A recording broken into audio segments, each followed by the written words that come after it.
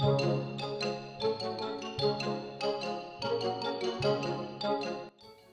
everyone, welcome back to my channel. Today we're painting a teeny tiny watercolor galaxy together. So let's get started.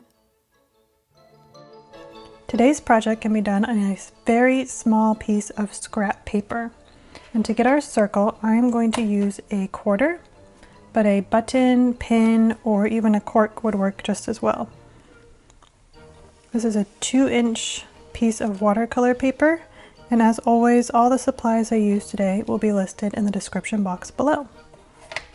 Now we have our perfect circle, nice and small. It's the fun thing about this project is it does not take very many supplies at all, and it's really good practice for experimenting and deciding to scale up. We're going to scribble a little bit of green in our sky, just in this top third. A lot of accomplished artists do this. They create a thumbnail of a much larger sketch or mural that they want to paint before they decide on the final composition. Now we'll go in with blue.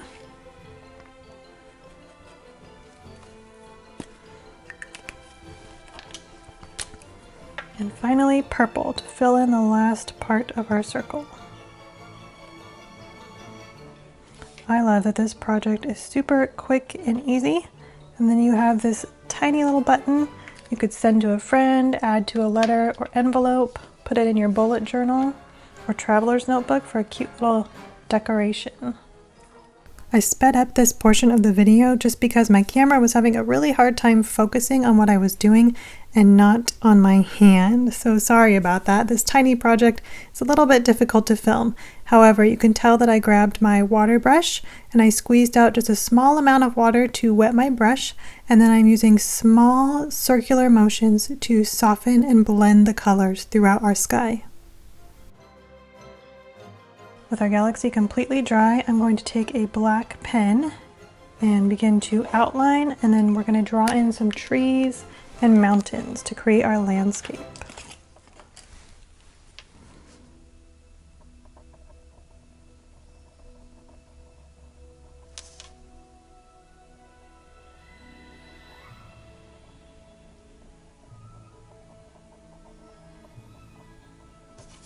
Don't worry if you have any white spaces on the edges of your circle in between the color and the pen.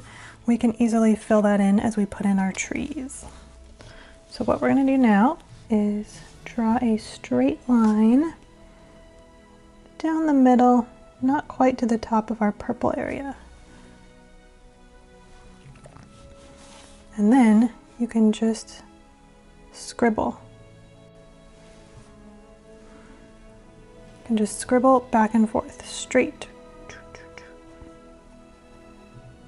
Don't make it perfectly balanced. Trees are not perfect, and that is part of the beauty of nature. So you're going to have gaps in some places. It's going to be larger in some spots than in others.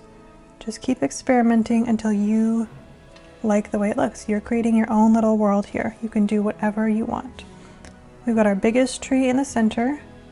We're going to put a small tree next to it and change up the style of this one. We're going to draw some little downward branches on each side.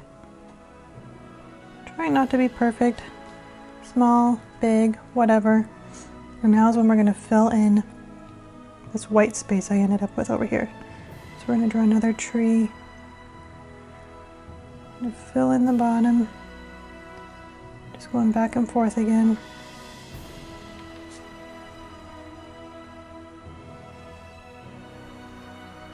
And there we go. None the wiser. No one will ever know. Create another tree over here, straight up. You could do more triangular shapes if you want to have more of a doodly tree. Just make sure you make the triangles bigger as you travel downwards.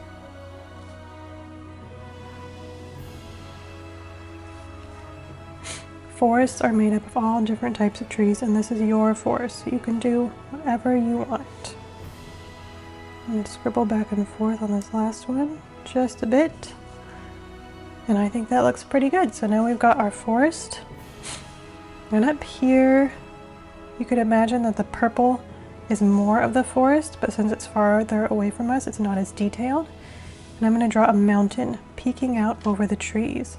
So I'm going to follow my blue watercolor, and where it peaks the most, which happens to be right here, I'm going to draw the top of my mountain.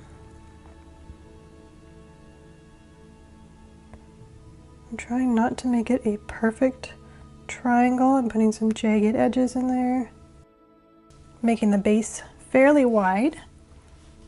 And then if you want to add a little bit of detail, not too much because this is really far away from us, you can add some slopes and some crevices in there with just a few lines, just a couple, because we're looking at this from a distance, so we can't see every little detail. Now that we have our trees and our mountain, we'll set aside our black pen, take out a white gel pen. We're going to add stars to the sky. Just lots of little white dots. You can add some trails, just flicking your pen across the sky.